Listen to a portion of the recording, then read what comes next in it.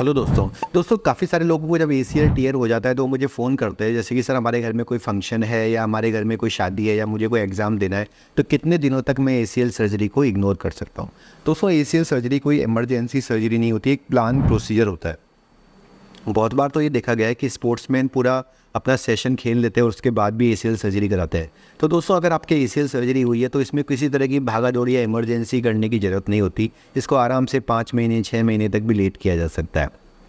इसमें आपको कुछ सावधानी रखनी होती है कि जिस दौरान जब आप एसीएल सर्जरी नहीं करवा रहे तो आपको बहुत भागा दौड़ी या स्पोर्ट्स से दूर रहना होता है, क्योंकि अगर आप स्पोर्ट्स खेलेंगे तो आपके मेनिस्कस टियर या कार्टिलेज टियर होने का डर रहता है।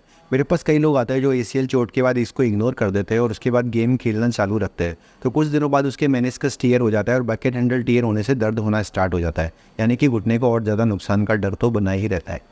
तो दोस्तों अगर कोई इमरजेंसी है, जैसे कि घर में कोई शादी है, ब्याह है या फिर आपका कोई एग्ज़ाम आ रहा है और आप उसको अटेंड करना चाहते हैं, तो 1-2 महीने लेट करने में तो नुकसान नहीं है।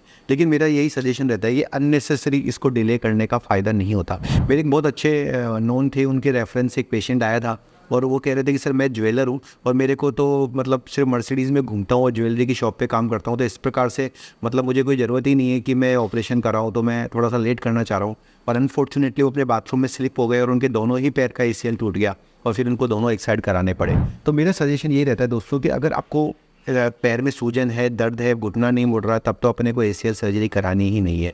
एसीएल सर्जरी के लिए महीना 1.5 महीना रुक जाना है, उसके दौरान रेस्ट करना है, बर्फ़ की सिकाई करनी है और धीरे धीरे पैर को मोड़ना है। जब पैर पूरा मुड़ना स्टार्ट हो जाता है तो उसके बाद आप एसीएल सर्जरी के लिए फ़िट हो जाते हो। अगर कोई बहुत ज़रूरी कारण है तो आप लेट कर सकते हो, अन्यथा टाइम पे एसीएल करा लेना सही रहता है।